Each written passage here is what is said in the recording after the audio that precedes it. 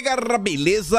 Como é que vocês estão? Meus amigos, hoje é segunda-feira, uma nova semana se inicia e já inicia trazendo vários problemas pra turminha da picanha. Gente do céu, o vídeo de hoje está aqui em 6 temas. Quero começar falando sobre a economia brasileira, que já vem dando claros sinais de crise. Saíram algumas notas interessantes, uma delas inclusive, os empresários meio que apontam um culpado por tudo que está acontecendo. E eu até já adianto. É o Dilma. Depois, quero falar com vocês sobre brigas internas dentro do partido da picanha. Glaze, Haddad e Mercadante.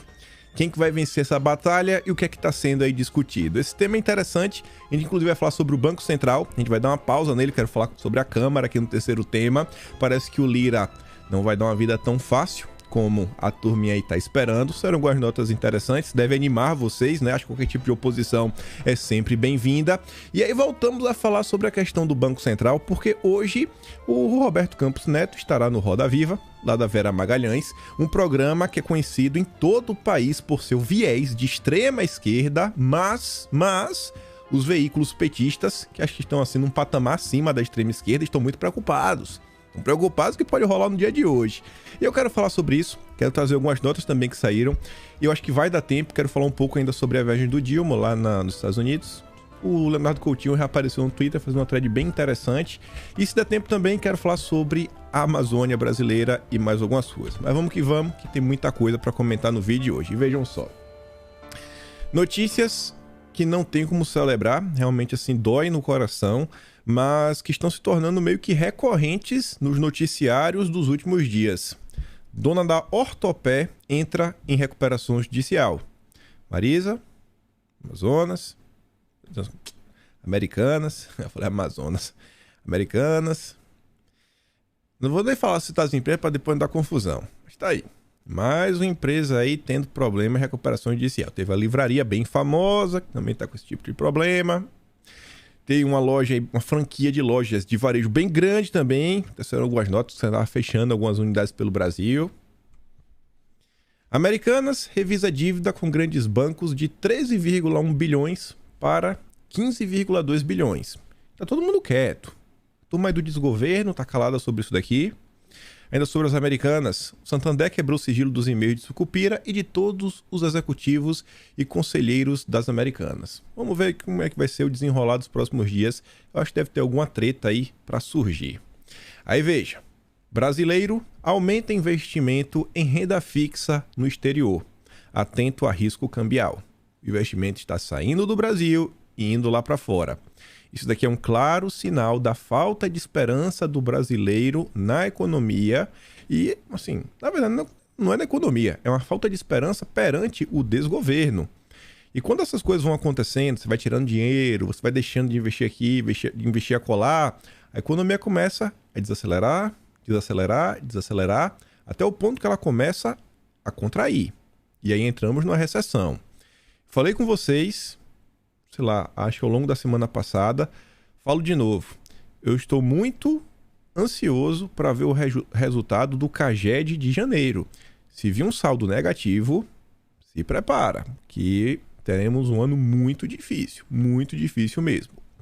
E aí, como eu falei para vocês, a turma da Veja, o Robson Bonin, mais especificamente, escreveu essa nota falando o seguinte, que para os empresários, Lula hoje é principal opositor de Haddad na Fazenda. O grande problema é o Dilma. Com suas falas desencontradas sobre a economia, os ataques ao Banco Central fazem parte de um longo roteiro de falas equivocadas do presidente desde o início da campanha do ano passado. Dilma é hoje o principal opositor do Haddad na Fazenda. Olha que lindo, seguindo a linha de Jair Bolsonaro, que não precisava de adversários políticos para gerar crises na administração, Lula mina a credibilidade de Haddad sempre que abre a boca. Veja o que diz o importante empresário do país, abre aspas, o ministro está fazendo um ótimo trabalho, aberto ao diálogo, com discurso de responsabilidade, mas o problema é que ele promete estabilidade pela manhã e Lula entrega o caos à tarde contra o Banco Central. Muito ruim. Assim, eu não sei se essa nota se limita ao Dilma. Eu acho que essa nota também dá a entender que o Haddad não tem nenhum poder. O Haddad não tem nenhum poder, porque se ele promete uma coisa E, assim, o dia nem termina e o clima já muda e ele fica com cara de, sei lá, de Palerma. É meio complicado, né? Para o ministro da Fazenda, um dos ministérios mais importantes do país, o cara não consegue manter uma palavra. Então tá meio complicado o clima, né? Não tá muito bom.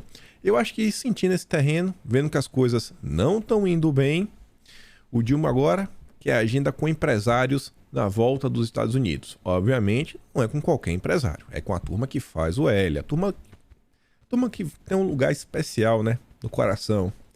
A partir de sua volta dos Estados Unidos, Dilma pretende começar a se reunir com empresários com alguma frequência e deve usar a Fiesp como para essas reuniões, né? A Fiesp do seu, pode falar sobrinho, que é o Josué Gomes, filho do ex-vice-presidente José de Alencar. Então é como se fosse, né, o sobrinho do Dilma. Agora vocês entendem todo o interesse, desde a Carta pela Democracia, organizada aí pelo José Gomes, junto à Fiesp, que não teve apoio da maior parte dos grupos e entidades que compõem a Fiesp, né? Foi só uma minoria, aí trouxeram a turminha ali da USP, etc.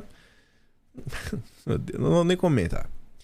Só pegar aqui o barco, né, que a gente tá falando aqui de entidades. Alckmin tentou adiar a eleição do atual presidente do Sebrae. O ministro da Indústria, pasta que inclui o Sebrae, Geraldo Alckmin atuou para evitar a reeleição de Carlos Melles no órgão. A investida do vice no fim do ano, porém, foi menos espalhafatosa que a revelada pelo Radar nesta sexta envolvendo Paulo Camoto e o Dilma. Meu papel é pedir a você para adiar a eleição. O seu é dizer que não pode por força de lei. Fizemos nosso trabalho, disse Alckmin. Pô, achei meio estranha essa fala aqui, porque não parece que o Alckmin realmente quer adiar. O Alckmin parece que quer só ficar no fingimento. Não, eu vou fingir que eu te pedi, tu finge que eu te pedi não deu e fica por isso mesmo. Vocês lembram? Acho que a gente comentou no vídeo de anteontem, o Arthur Vigílio, um tucano histórico, tá no PSDB desde 1989, fundação do partido. Deve conhecer o Alckmin, assim, bem de perto. Ele falou, né, pra Dora Kramer, onde ela perguntava onde é que tá o Alckmin. O Dilma aí dando ataque de pelanca todo dia, atacando o Banco Central, onde está o Alckmin? E aí o Arthur Vigílio falava, ó, se eu bem conheço o Alckmin, ele deve estar aí, né, bem afastado, torcendo pela ingovernabilidade, pra lá na frente ele aparecer e falar, eu vou me sacrificar por um bem maior. Vou governar o Brasil por um bem maior. Nem queria. E a turma do PT depois vai começar a gritar golpe, né? Mas deixa lá. Pega esse primeiro pedaço, os empresários reclamando do Dilma. O Dilma é o grande problema. O Alckmin aí, né, não tá muito afim de trabalhar. A gente falou até um pouco do Haddad. E veja como são as coisas. Aqui a gente tem que ir indo por partes, juntando assim os pedacinhos. Não só a informação que está na manchete, mas quem escreveu a matéria. A manchete é a seguinte: Lara Rezende critica juros altos do Banco Central e afirma que o Brasil pode enfrentar recessão séria. Ele critica terrorismo permanente sobre o risco fiscal, diz que a situação do país é razoável e que nada justifica a manutenção de taxas em nível elevado. Uma matéria onde se critica não Roberto Campos Neto, você vê que já é uma crítica muito mais ponderada, aponta apenas para a questão da taxa de juros, tenta passar um pano para o governo, falando que, pô, olha só, nada justifica, né, a manutenção, nível elevado, a situação do país é razoável, né, tentando passar aquele paninho básico. Um dos poucos veículos que ainda vem soltando alguma nota pró-governo é a Folha de São Paulo. Mesmo a Folha soltando seus editoriais, notas mostrando os absurdos que estão acontecendo. Só que a Folha é um veículo plural. Plural. Não é, na verdade, a Folha que está soltando as notas. É uma coluna em específico. A gente comentou nos últimos dias aí, né? Várias notas que saíram. É a coluna da nossa gloriosa Mônica Bergamo. Sempre naquela passada de pano, uma espécie de Ascom da turma do PT. Presta atenção, foi de ontem, ó. 10h43 da manhã sai essa nota. Tem que estar no radar de vocês, aqui já está a notícia. Nos próximos dias, iremos escolher diretores, né? Iremos não, aqui a gente não escolhe nada. Mas serão escolhidos novos diretores para o Banco Central. Se não me engano, são 11 no total, agora acho que vão ser 2 É um processo. O mandato do Roberto Campos Neto, que é o presidente, aí vai até 2024. Grava isso. Aí, a turma da Veja, às 2 da tarde, mais especificamente o Robson Bonin, solta essa nota. O nome dos sonhos do petismo para o lugar de Campos Neto no Banco Central. Quem é? O sonho não é do petismo. O PT hoje, eu tava conversando com algumas pessoas, né, ouvindo muita coisa. O que me foi relatado é que dá para dizer que meio que você teria 3 alas no PT hoje. Você tem 2 alas que estão assim bem entrunhadas na política. É o Haddad de um lado e a Gleisi o Mercadante do outro. E você tem outra ala que manda muito, mas não tá nessa confusão. Meio que é uma ponte, inclusive, entre ambas, que seria a ala do José Dirceu, que é a ala mais, né, o PT mais antigo, lá dos fundadores, etc. As brigas entre o Haddad versus Gleisi e Mercadante estão vindo desde o período da transição. A gente comentou sobre isso. E aí você vê, ó, quando o Robson Bonin vem falar, não é o PT. O sonho de Mercadante e de Gleisi Hoffmann é ver André Lara Rezende no Banco Central. Ué, André Lara Rezende, que apareceu aqui na coluna da Mônica Bergamo, criticando a alta taxa de juros, exatamente o que o petismo deseja. Olha que interessante, passando pano pro desgoverno. Ah, que interessante. São eles que envenenam Lula contra Roberto Campos Neto dia e noite. Chefe do BNDES, Mercadante, não é segredo, adoraria estar no lugar do Haddad na Fazenda. Isso não é brincadeira. Não é brincadeira. Aí pega essas 2 notas e acrescenta essa daqui, fresquinha, de agora de manhã. São na da Malu Gaspar do Globo. Um novo conflito se arma na área econômica do governo Dilma. Já estamos numa crise, mas agora temos um novo conflito. A crise entre o Dilma e o presidente do Banco Central ainda nem acabou, e a equipe econômica já identificou um outro potencial de foco de conflito dentro do desgoverno. Chamou a atenção de todos os auxiliares do Haddad e da Simone Tebet o anúncio de Aloysio Mercadante, presidente do BNDES, de que vai promover um seminário para sugerir ao governo um novo arcabouço fiscal. Embora Mercadante tenha dito que entregará o documento também ao Haddad, a iniciativa está sendo interpretada na equipe econômica da Fazenda, né, como intromissão do BNDES nos assuntos do Ministério da Fazenda, que é quem cabe elaborar a política fiscal do governo. O temor é que Mercadante torne pública uma proposta que seja diferente ou mesmo divergente com a da Fazenda, o que é possível, dado que o presidente do BNDES é da Unicamp, escola ortodoxa de economistas. Olha só, enquanto o Haddad tem uma orientação mais moderada. O Haddad é moderado, segundo a turma do Globo, e de maior diálogo com o mercado financeiro. Bom, esse final até é verdade. Nem grifei, mas é verdade. O diálogo está muito bom. Serão as notas recentes, os WhatsApps que o Haddad aí vem trocando com o Benchimol da XP, por exemplo. É uma realidade. E tem outra nota que já vem logo depois dessa. Não seria a primeira vez que Mercadante interfere em uma discussão que diz respeito ao Haddad, mesmo ele negando que vai fazer isso em todas as entrevistas que dá. Que é um ótimo exemplo de uma intromissão, que não foi apenas uma intromissão, foi uma grande derrota do Haddad, a questão dos combustíveis. O Haddad falou, não vamos manter a desoneração. A gasolina vai subir. Não passou 2 dias, o Haddad foi um cara de Palermo aí em todos os locais, né?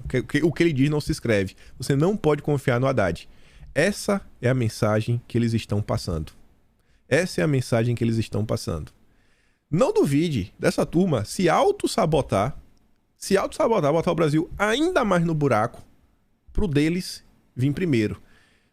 Acho que tem uma frase que pra mim tá sendo assim, extremamente verdadeira, olhando aí esses 44 dias de desgoverno, é que o apetite do PT é insaciável. Frase do Eduardo Cunha. O apetite do PT é insaciável. Eles não se contentam. É um puxando o tapete do outro. Aí, o Haddad, um discurso muito bom com o mercado financeiro. Haddad é hábil e sedutor. Diz empresário sobre guinada econômica. Quem que diz isso? João Camargo, do Grupo Esfera. João Camargo é quem vem tocando aí a CNN. O dono mesmo é o Rubens Menin, mas quem vem tocando agora o barco é ele. Não sei por que a turma do Metrópolis omitiu essa parte. Fundador e presidente do Conselho da Esfera Brasil, grupo que reúne empresários de diversos setores da economia brasileira, João Camargo, de 62 anos, vem costurando nas últimas semanas um acordo com o Ministério da Fazenda, comandado pelo Haddad, em torno da questão do CARF. Eu nunca vi um cara tão inteligente, hábil e sedutor quanto o Haddad. Precisa continuar não, né? Precisa. O cara fala isso do Haddad, eu não vou nem terminar de ler o parágrafo. Aí pergunta pelo seguinte: qual a sua avaliação sobre o desempenho do Haddad após um mês de governo? Não aconteceu nada, né? Tá todo mundo vendo o Brasil marchando pro buraco. Mas segundo o João Camargo, eu nunca vi um cara tão inteligente, hábil e sedutor quanto o Haddad. Ele tem uma diferença em relação ao Guedes, que era prolixo e não deixava ninguém falar. O Haddad quer ouvir. É lógico que ele é duro, joga pesado, é guerreiro, mas quer ouvir. Na semana que vem, teremos um jantar com ele em Brasília, organizado pela Esfera, para começarmos a conversar sobre a reforma tributária. Foi ele quem pediu. É por isso que está defendendo que o Haddad vai chamar os amigos para construírem juntos um consenso em torno de uma reforma tributária para o Brasil. Acredita que a reforma tributária sai neste ano, como quer o governo? Será? É necessário começar a falar sobre a reforma para desmistificar o assunto. A verdade é que a melhor reforma tributária para vários setores empresariais, bancos, farmacêuticas, é ninguém pagar nada. Essa reforma tem consenso de 100%. Apesar de eu estar desse lado do balcão, reconheço que o empresariado é muito chorão. Temos de buscar uma simplificação da escrituração contábil, que é muito cara e arcaica no país. A quantidade de impostos que temos leva a uma guerra fiscal entre os estados. Temos de começar a conversar para encontrar a melhor forma de simplificar isso. Se o ministro quiser fazer uma reforma de A a Z, sem um amplo diálogo, nós vamos parar na letra J. Se a gente conversar, a chance de chegar à letra Z é muito grande. O caminho é buscar consensos, ouvir opiniões e dirimir dúvidas. Uma coisa que eu achei interessante é assim, o João Camargo falando, ó, quem manda é eu, viu? Quem manda é nós, é o empresariado. Se não for do nosso jeito, vai parar na letra J. Porque você para e pensa, uma reforma não depende do empresariado, depende de 308 votos na Câmara e 49 votos no Senado em 2 turnos e depois ela ser sancionada pelo presidente da República. Se o João Camargo tá falando aí que sem conversar para na letra J, tá dizendo aí que eles podem influenciar no resultado de votação, né? Fica meio que subentendido. Mas agora você vê, por que tantos elogios, né? Porque o Haddad vai parar para ouvir. O Haddad vai parar para ouvir. Assim, toda a reforma... Não vou falar toda a reforma. Pega essa reforma específica. Você pode, olhando-se em termos de tributo, olhando como um leigo, né? Um cara de fora. Você pode tornar a coisa mais burocrática, menos burocrática. Você pode aumentar a arrecadação de impostos ou reduzir a arrecadação de impostos. E essa parte você pode... A reforma como todo você pode fazer de uma forma que ela contemple todo mundo ou contemple apenas alguns grupos ou que cada grupo seja contemplado de uma forma diferente. De forma que uns saem mais prejudicados, outros saem mais beneficiados. Enfim, é um assunto que... Se vocês pararem para olhar, vocês verão que terão diversos interesses difusos. E se tem uma coisa que é certa, é que todo grande empresário brasileiro que paga muito imposto tem muito interesse em poder participar dessa discussão, tentar puxar o peixe para o seu lado. Mas beleza. Aí sobre a questão da reforma tributária, que estavam falando que ia sair 6 meses. Eu acho que não, acho que não sai. Não, primeiro semestre. Eu acho que não sai. Mas o desgoverno está fingindo que vai sair. Aí o Bastou fala o seguinte, que a reforma só se foi este ano. Apesar do governo não contar com a aprovação da reforma ainda no primeiro semestre, como informou o bastidor, a ordem é aprová-la ainda este ano. Saiu do primeiro semestre para ainda este ano, é a nova meta. Enquanto acredita que terá força política para passar as mudanças. Já entendeu, né? Só tem força política em um ano. Que a crise já começou. O Dilma pediu a sua articulação e equipe econômica, incluindo Fazenda e Desenvolvimento, que trabalhem para que a tramitação seja de 3 meses na Câmara e no máximo outros 3 no Senado. Em 2024, diz uma fonte do desgoverno, além do desgaste natural do governo, haverá eleições municipais em que o Congresso normalmente se envolve diretamente e a produtividade diminui. O coordenador do grupo de trabalho da reforma, o Reginaldo Lopes, promete entregar o texto no tempo que deseja o desgoverno. Ao mesmo tempo, articula com o Arthur Lira uma forma de ter maioria para a votação. Outra coisa que o desgoverno também quer fazer, a gente já tinha comentado, mas agora parece que já está finalizado. PEC do PT pretende acabar com o GLO e levar militar em cargo público direto à reserva. Espécie de mini reforma militar. Deputados petistas finalizaram um texto da PEC que altera o artigo 142 da Constituição e delimita poderes das forças. A intenção é apresentá-la durante essa semana. A CNN já havia antecipado o movimento do dia 30 de janeiro, a gente comentou na época. A minuta do texto, a qual a CNN teve acesso, acaba com as operações de GLO, diz que as forças poderão ser designadas apenas para ajudar missões civis, obriga os militares que quiserem exercer cargos públicos a irem direto para a reserva e veda o uso do cargo, função ou arma para qualquer intervenção política. Está fora da política, assim, ou está na política ou está nas forças. Os dois não dá. Será que passa? Será que a reforma tributária passa? Olha só, uma PEC, né, essa questão inclui os militares, é um negócio que é, sei lá, pode ser mais amplo, né, para ser discutido. Você vê que o desgoverno, ao invés de se preocupar em salvar a economia, né, impedir que o Brasil entre de vez numa crise, eles saem com outras preocupações. Preocupações diversas. Vamos falar um pouco da Câmara. Ao longo do final de semana saíram algumas notas, essa daqui foi uma delas. Aliados de Lira preparam pacote de maldades contra o desgoverno. Aí fala de algumas coisas que envolvem, por exemplo, a Funasa, você derrubar a MP da Funasa, só para demonstrar a força deles, fala assim, ó, estamos aqui para fazer maldade. Tem a questão do COAF, uma possível CPI para investigar os atos do dia 8, isso a nível de Câmara.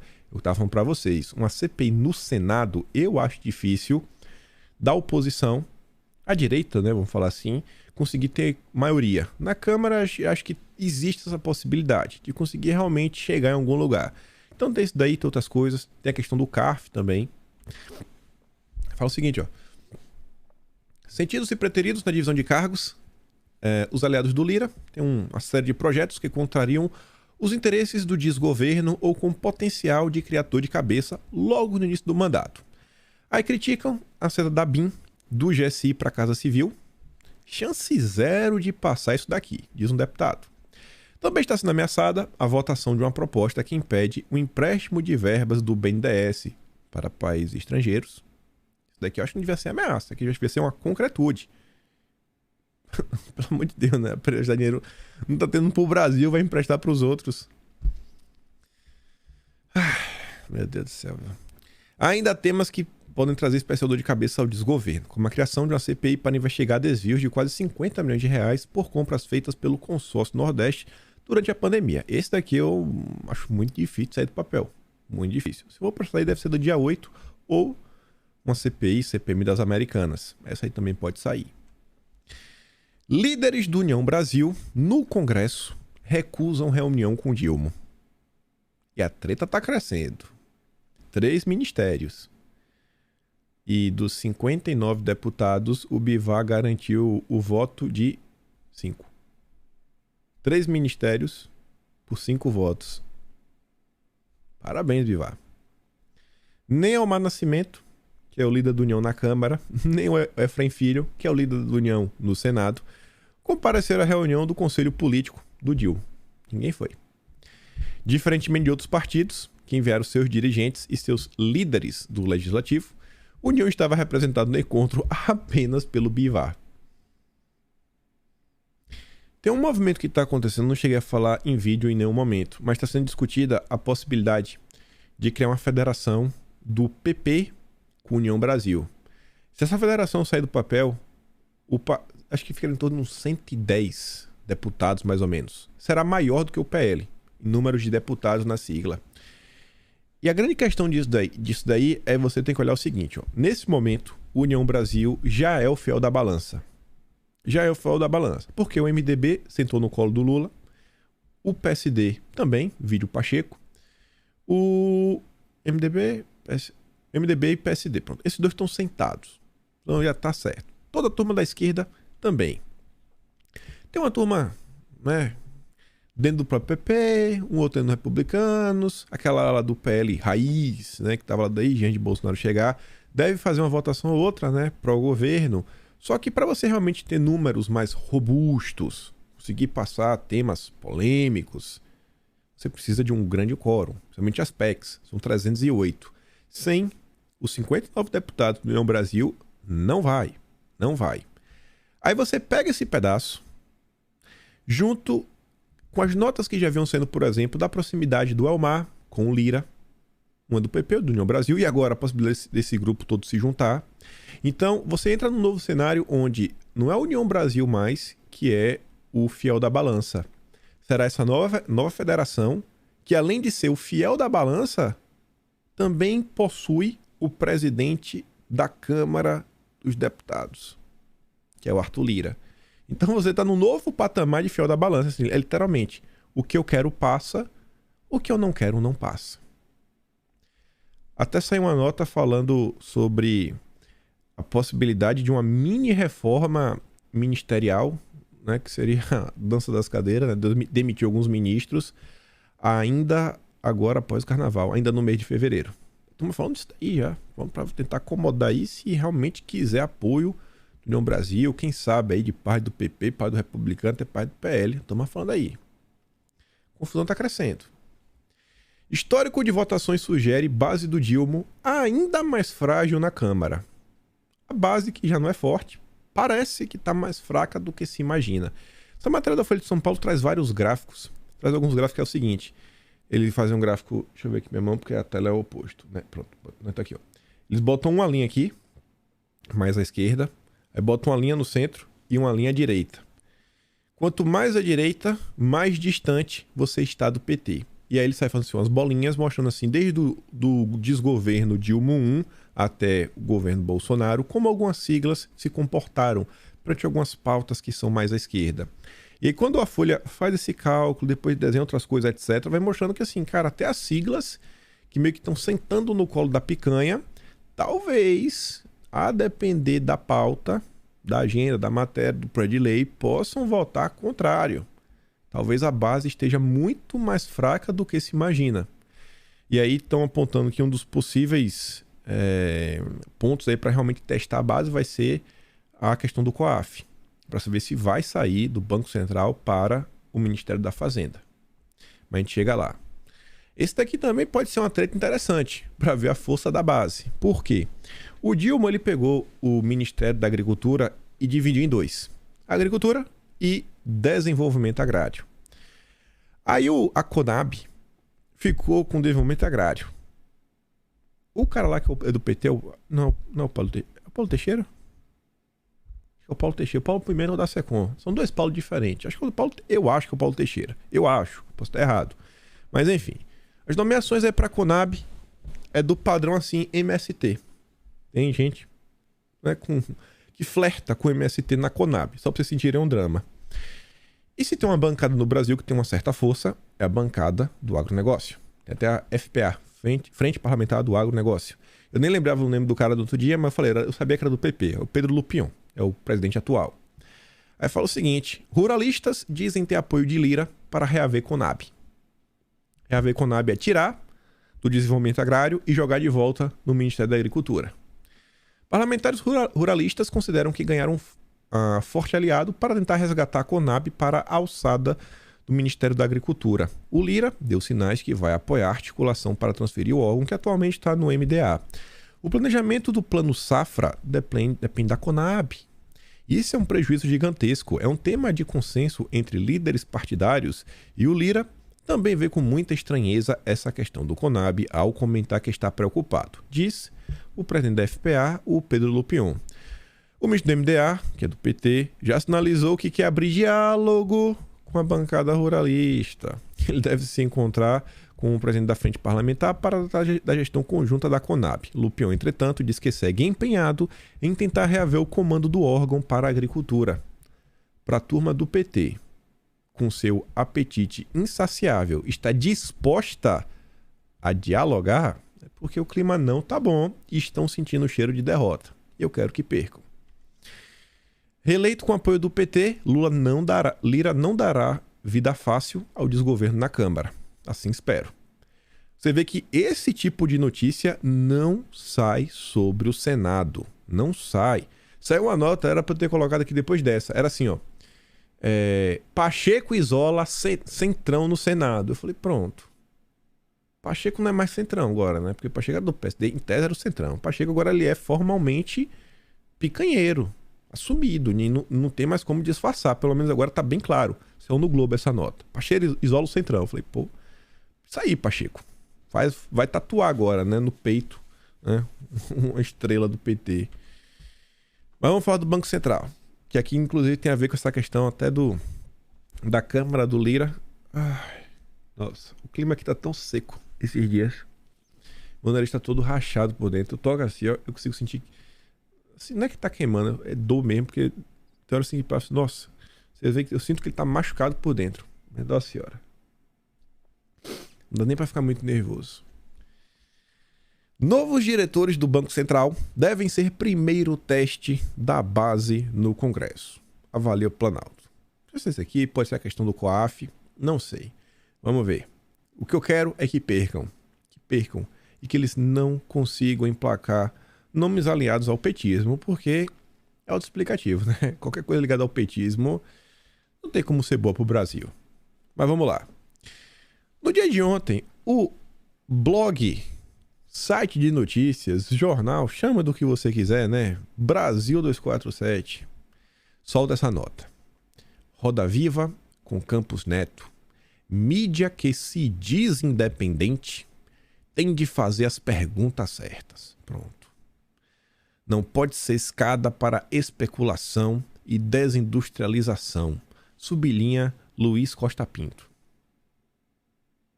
A mídia que fez campanha aberta pro Dilma durante 4 anos. 4 anos de ataques baixos contra Bolsonaro. Agora, a independência da mídia está sendo colocada em xeque. A mídia foi independente por 4 anos. Agora não, porque agora tem que continuar passando pano para todos os absurdos. Aí o Brasil 247 fala o seguinte, ó. Olha que engraçado. A maior parte da bancada de entrevistadores do Roda Viva, escalada pela Vera Magalhães, que até às vezes atende às sugestões pontuais dos convidados e seus assessores, será composta por colunistas e repórteres da mídia tradicional que se diz independente. Muitos deles assinaram textos críticos às ideias do Dilma e condescendentes ao pensamento de Campos Neto. Olha o crime. Olha o crime. A Vera Magalhães, que no primeiro programa do ano levou o Rui Costa, aí esse não... Olha só. Aí não tinha questionamento se o Roda Viva era independente, não era. Não tinha questionamento sobre quem estava na bancada. Depois levou outros ministros.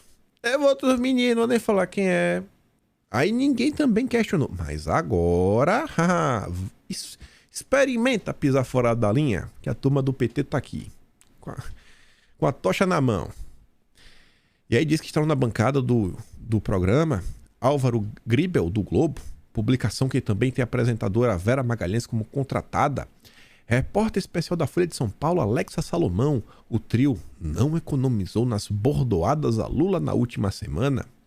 Globo e Folha de São Paulo publicaram juntos um total de 7 editoriais atacando a simples ideia de se propor redução de juros no Brasil. Será que foi isso mesmo que eles estavam criticando? Será que os editoriais... A gente leu alguns em programa. Era criticando a redução de juros ou era criticando uma tentativa de impor à força uma redução de juros num cenário onde o desgoverno não dá nenhuma previsibilidade, não tem arcabouço fiscal, não tem nenhuma responsabilidade fiscal, até o momento não foi apresentado. Quem sabe o Mercadante apresenta primeiro que é a Haddad. Enquanto isso já está discutindo reforma tributária. Então assim, o que é que está acontecendo? Tem que ter, né? Algum tipo de contrapartida. Mas não dá para exigir muito dos petistas. Já estão até...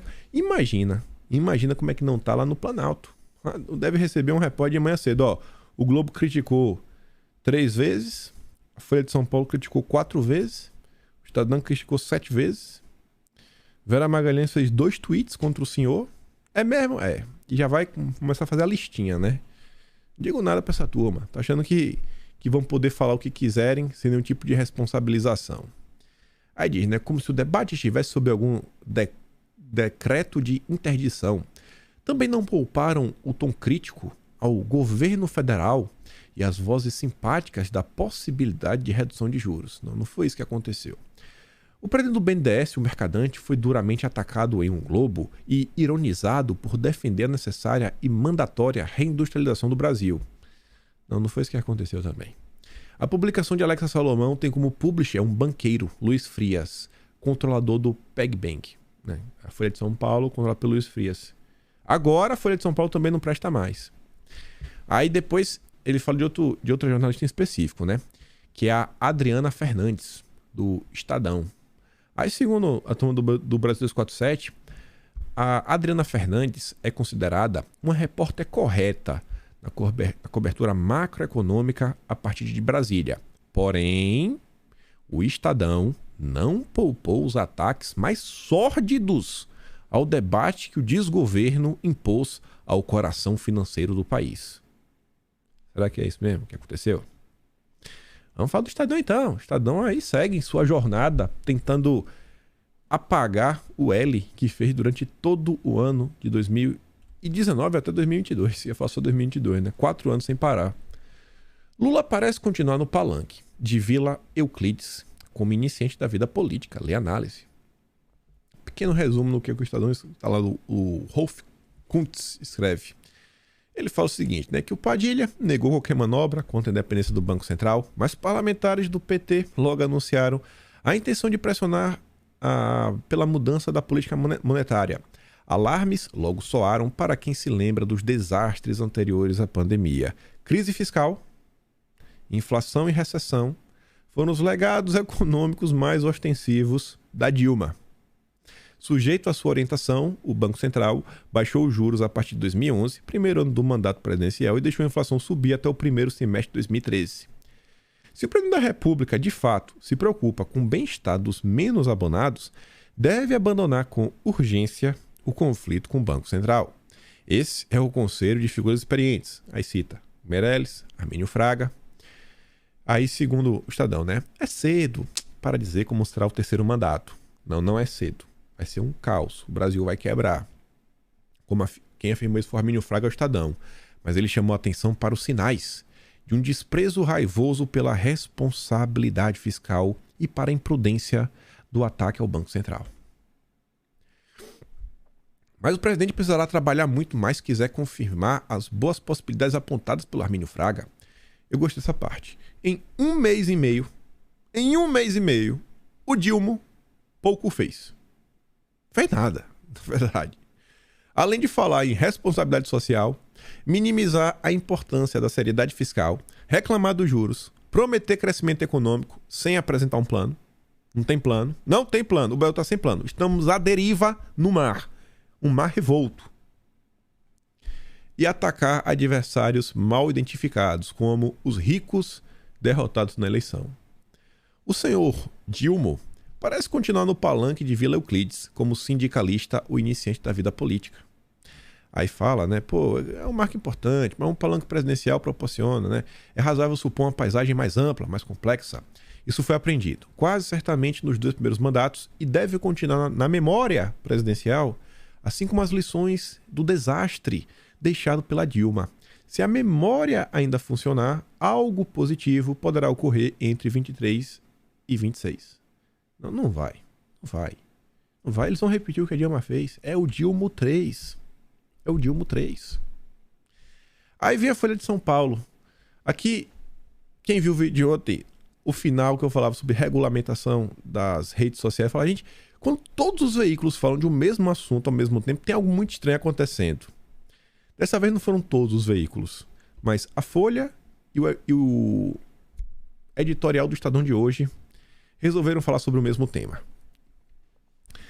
Agências reguladoras. Marcos André. Casar com viúva. Populismo e agências autônomas. A governança regulatória mostrou-se resiliente no passado, mas há incerteza agora. Agora, o desgoverno. O imbróglio recente envolvendo Dilma e o Banco Central se inscreve nesta dinâmica mais ampla e não começou agora. É um padrão. Em 2003, Dilma atacou as agências reguladoras criadas no governo do FHC e prometeu mudar o papel dos órgãos. O Brasil foi terceirizado. As agências mandam no país.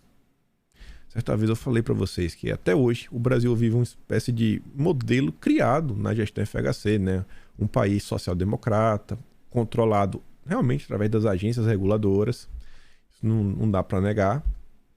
Segundo ele, assumir o desgoverno era casar com viúva. Com o tempo vai se descobrindo manias e defeitos que antes não eram sabidos e ameaçou tudo isso. Vai ser mudado, mas que é preciso tempo para mudar. Não conseguiu. O Dilma atacou reiteradamente o então presidente da Anatel, que renunciou ao cargo um ano antes do final de seu mandato. O ataque do governo foi consertado. Dilma, então ministra, interferiu na Anatel. Desculpa, na Anel. Porque, não sei se o cara escreveu errado, mas enfim, ali está Anel da Anatel. A estratégia de neutralização das agências envolveu, em muitos casos, a não nomeação de diretorias que, desfalcadas, não logravam atingir o quórum necessário para decisões. E ele explica lá no artigo que escreveu em 2019, mostrando o que foi feito na época. No trabalho demonstramos com evidências empíricas robustas que os ataques não lograram alterar a governança regulatória no país. A institucionalidade mostrou-se resiliente. O mesmo aconteceu sob Bolsonaro, quando a Anvisa foi objeto de ataques do presidente.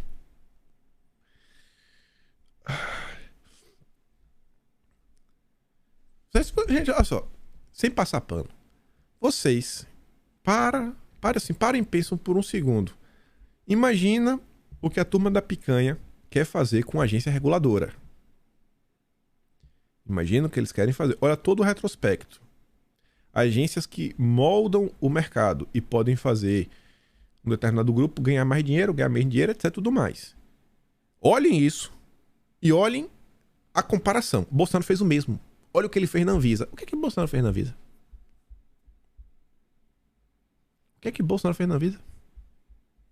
Vocês sabem.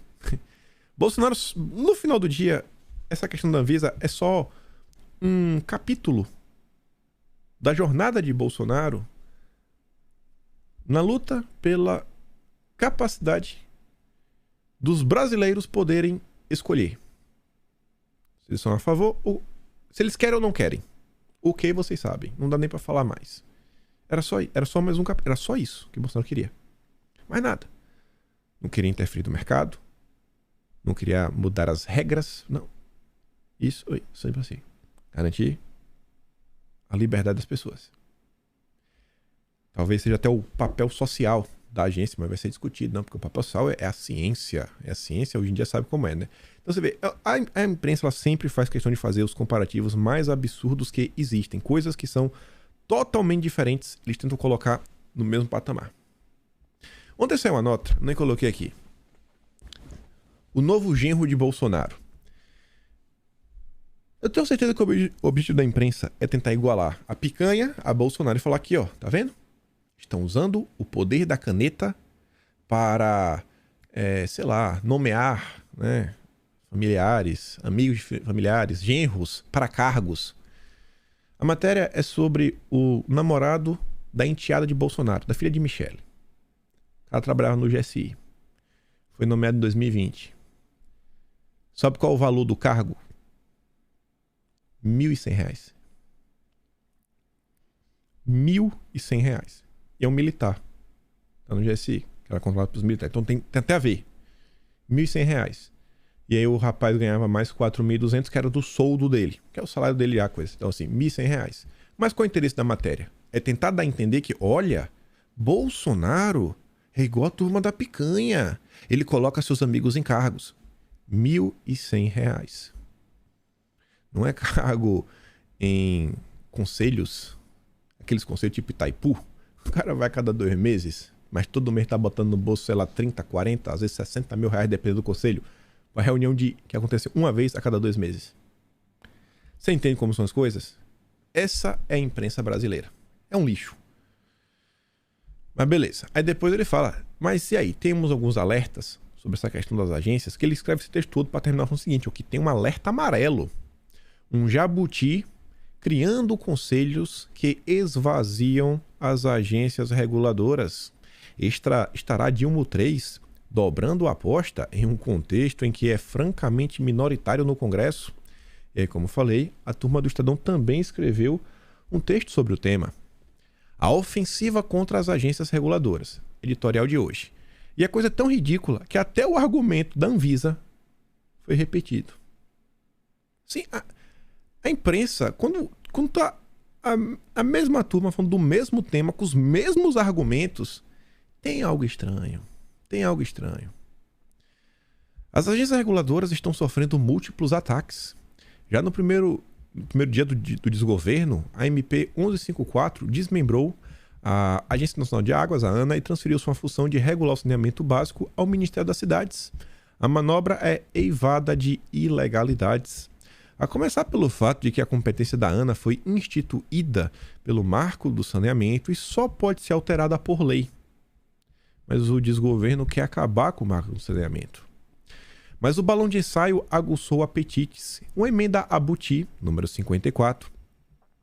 A MP que pretende retirar das 11 agências a autonomia para regular e editar atos normativos, restringindo-as à fiscalização de contratos. As regras passariam a ser determinadas por conselhos subordinados aos ministérios, em tese, formados por membros do governo, do setor regulado e dos consumidores. Na prática, a escolha e manutenção dos conselheiros estariam ao arbítrio do governo e seus aliados políticos, esvaziando a razão de ser das agências. Regular o setor através de uma gestão isenta, pautada por critérios técnicos. Então, olha só. Em tese, as agências realmente deveriam, regular o setor visando o bem comum, a sociedade e tudo mais. Já é complicado e já sofre inúmeras interferências. Não interferência, na verdade. Envolve, assim, forças diferentes que tentam nomear pessoas alinhadas a determinados grupos, determinadas correntes de ideias. Só que está sendo colocado em prática vai muito além. Eles querem acabar com essas indicações que ainda tem que passar, muitas vezes pelo legislativo, passar por sabatinas, ver se o cara realmente tem uma capacidade técnica mínima.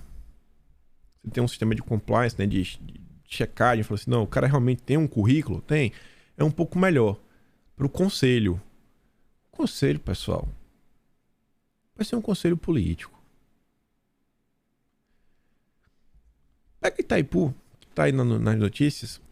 Olha as pessoas que já foram conselheiras da Itaipu. O que é que essas pessoas sabem sobre geração de energia elétrica, distribuição de energia elétrica, transmissão de energia elétrica? O que é que essa turma sabe sobre construção civil, infraestrutura, sabe, sistema nacional de energia? O que é que essa turma sabe? Essa turma não sabe nem o que é um transformador, sabe nem calcular a lei de Ohm, e tá aí de brincadeira.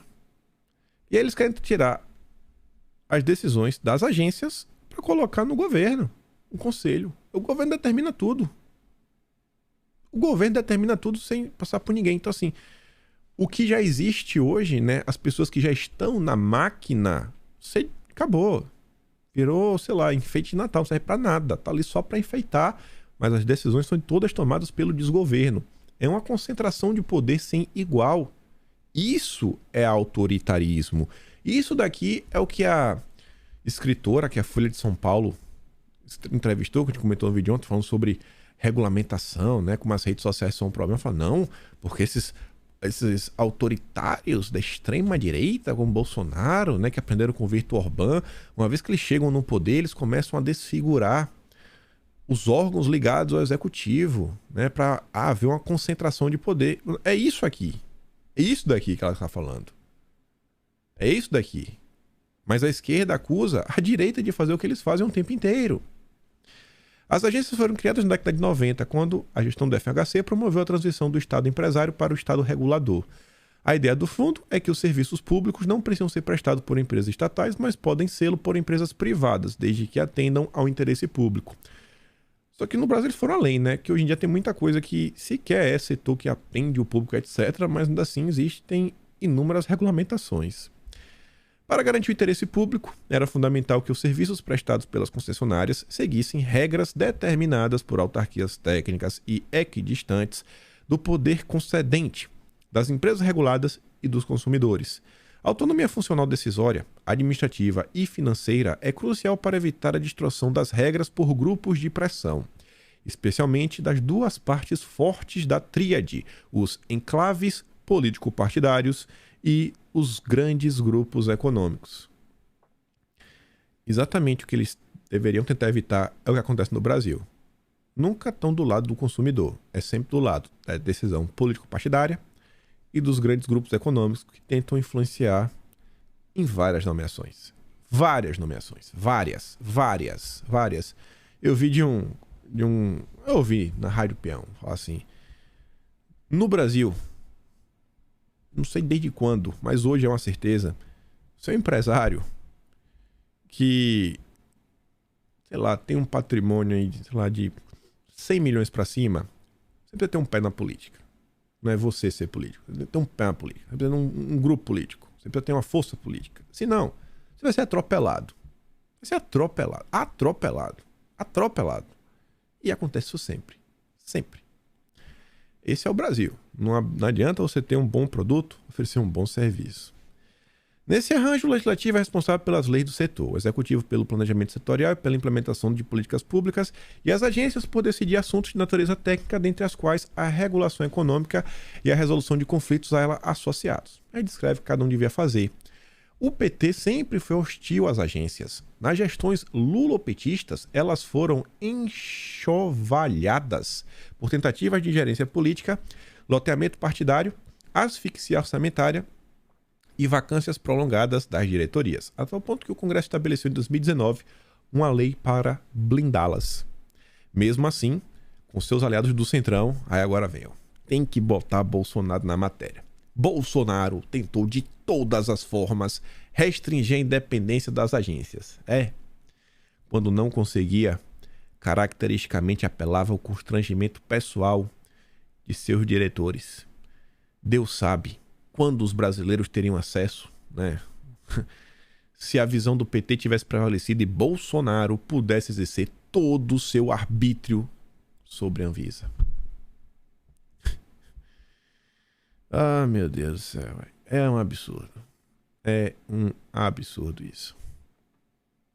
Eles tentam... Você vê, tá tentando desconfigurar todas as agências.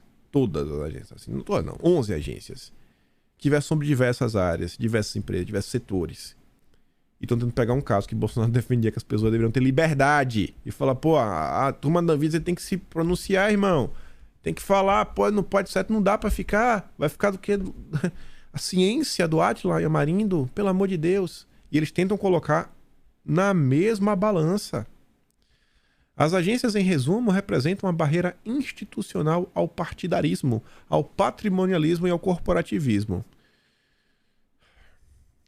Nessa treta aqui, assim, o que a turma do PT quer fazer é absurdo. Mas essas agências, elas também não estão do lado do Brasil assim, não. Mas no final do dia, a única coisa certa é o seguinte: a turma do PT, com seu apetite incontrolável, quer mandar no Brasil de cima até embaixo, sabe? Sem ninguém poder freá-los. É isso que tá rolando. Dá tempo de comentar. Pensei que não ia dar. Falei pra você que queria comentar um pouco mais sobre a questão aí dos Estados Unidos, né? Olha que coisa interessante. Depois de muito tempo, o Leonardo Coutinho voltou. Sempre aí com uma thread investigativa. O Leonardo Coutinho, assim, é o maior jornalista investigativo do Brasil há muito tempo. Tirou um tempo aí do Twitter, porque estavam perseguindo ele no Twitter. Literalmente o que aconteceu. E ele volta comentando aí sobre um fato que envolve a questão da viagem. A gente vai comentar rapidamente a questão que envolve o Irã. Ele fala o seguinte, ele compartilha notícia. A perigosa amizade do Brasil com o regime iraniano. E é uma nota dele que ele escreveu na Gazeta do Povo. O Irã anunciou que 2 de seus navios de guerra atracariam no porto do Rio de Janeiro, mas eles nunca chegaram. O regime dos ayatolás aproveitou o retorno do Dilma ao poder para usar o Brasil como trampolim para provocação aos Estados Unidos. Os iranianos enviaram para a América do Sul uma fragata e um ex-petroleiro adaptado como um porta-helicópteros. Este segundo é um autêntico posto de combustível flutuante com autonomia para navegar meses. Os iranianos juram que por 2 anos, sem fonte externa de abastecimento. Mais que atracar seus navios na América do Sul, além do Brasil, estava previsto Argentina e Uruguai, os militares iranianos planejavam singrar o Canal do Panamá. Para eles, uma espécie de troféu contra os americanos. Boa propaganda. Mas será só isso? Será que era só isso? Só propaganda? Mostrar que eles... Tô aqui, eu não vou me acovardar para vocês? A Folha publicou que o Irã teria propositalmente postergado o desembarque para que coincidisse com a visita do Dilma aos Estados Unidos. O Brasil não aceitou e os navios devem chegar no final do mês. Parece que tudo foi esclarecido. Só que não. Só que não. A resposta para o atraso pode estar em voos realizados pela Força Aérea dos Estados Unidos. Dias antes da previsão original da chegada dos navios ao Brasil, os americanos enviaram para a América do Sul um avião usado para medir radiação na atmosfera. A turma não chegou. Olha, o barquinho tá vindo, não chegou. Aí tem um navio já, desculpa, um avião, realizando os voos, medindo a atmosfera, medindo radiação na atmosfera. O avião, apelidado de farejador nuclear, partiu de Porto Rico e contornou as águas territoriais da Venezuela, Guiana, Suriname, Guiana Francesa e parte do Brasil. Por sinal, o mesmíssimo caminho que as embarcações iranianas planejam fazer para alcançar o Canal do Panamá. O mesmo avião contornou a face oeste da América do Sul, coletou dados no Caribe, da porção norte da costa da Venezuela e das águas da Colômbia, Equador e Peru. Nessa rota, sobrevoou o Canal do Panamá, o ponto alto da viagem da flotilha iraniana. O registro da base da radiação na América do Sul pode ter se transformado em um problema para o Irã. Não é de hoje que eles sonham em ter, um traque, um negócio que explode, Também não é de hoje que o regime chavista dá suporte para os planos nucleares dos ayatolás. O registro dos níveis naturais de radiação pode ser a razão dos iranianos terem mudado o calendário e secretamente ajustado os seus planos, caso estivessem transportando material radioativo, ou algumas coisinhas para testar no mar, no oceano, offshore. Uma nova medição da atmosfera os denunciaria. Em 2011, surgiram as primeiras pistas que o Irã e Hugo Chávez atuavam em sociedade para o desenvolvimento de um projeto de mísseis. Os dois regimes espalharam desinformação para embaralhar as informações disponíveis e desacreditar as investigações. A história do offshore de mísseis iranianos nunca foi confirmada, mas pelo caminho, quem investigou o caso encontrou muita coisa suspeita, como este túnel em uma instalação militar em Maracay, no norte da Venezuela, onde havia forte presença de militares iranianos. Hugo Chávez moveu mundos e fundos para desorganizar o mundo. Ajudar o Irã a se tornar uma potência nuclear era um de seus objetivos. Seu sucessor, o Maduro, deu sequência ao plano. É fácil tratar tudo isso como uma conspiração, pelo aspecto e quase fantástico que envolve as ações dos bolivarianos e seus patronos extra-regionais. Mas é justamente isso que eles querem. Visto como palhaço, Hugo Chávez marchou adiante e com ele muita gente que está no poder. Olha como são as coisas. Olha o tipo de notícia que a gente tem que lidar. 4 anos sem isso. 4 anos sem isso. A turma do Irã é um dos aliados preferenciais da turma do BRICS. Tornar em um. O BRICS expandido, G7 do Oriente. Vocês estão entendendo que ele está pontuando o seguinte. A turma vinha colocar um naviozinho no Brasil. Ia rodar, passar pelo Canal do Panamá. E aí, o mesmo percurso que esse navio ia fazer, um avião americano fez. E um avião que tem a capacidade de medir a atmosfera para ver os níveis de radiação. Ele voa agora. Ele tem lá o dado. Voou. Peguei aqui os dados. Vai ser o dado padrão. Aí o navio chega. Não sei quanto. O navio chega daqui a 10 dias. O avião voa de novo. Aí se o avião voar e detectar que a atmosfera está diferente, os níveis de radiação mudaram, imagina o que é que está passando aqui perto do Brasil. O que é que esse navio veio fazer? O que é que esse navio veio fazer? Veio buscar o quê? Aí depois passa pelo canal do Panamá. Em algum momento vai, não sei, atracar em algum lugar, pegar um tipo de mercadoria que não deveria estar pegando. Olha o tipo de conflito que ronda a política internacional brasileira. Mas, como eles falam, não, vamos deixar de ser uma pária. Estamos deixando de ser uma pária internacional. Olha o tipo de conflito que podem estar enfiando o Brasil. Ai. Itamaraty acelera processo para reabrir consulado na Venezuela após reabertura de embaixada. A embaixada brasileira no país já voltou a funcionar sem atendimento ao público. E o Dilma enviou ao país uma missão para avaliar as condições para reabrir os 2 postos diplomáticos, embaixada e consulado, após restabelecimento de contatos de Brasília com o Maduro. Essa é a nova política externa. Pujante, acachapante. Isso aqui eu depois comento. Aqui é uma nota engraçada na turma do MST, o que eles andam fazendo. Se conecta com a Amazônia, deixa para comentar no vídeo de amanhã. Assunto também interessante. Na verdade, a própria esquerda dando uma escavada, uma investigada em algumas coisas que aconteceram. E aí eles postam na internet e mostram para vocês. São umas críticas interessantes. Até postei um vídeo lá no Twitter de uma general norte-americana comentando sobre a América Latina e sobre a Amazônia. Bem interessante o que ela disse. A necessidade deles, né, ajudarem a vizinhança até para se protegerem de ameaças externas, seus adversários. É isso. Eu fico por aqui. Se for no trabalho, se no canal, tem um botão de valeu, tem um peso na inscrição. Mas se puder, né, compartilhe o vídeo, vai cair o dedo. E se Deus quiser, espero estar amanhã aqui e ver vocês. Aquele grande beijo e abraço, tamo juntos. Valeu, meus amigos. Fui!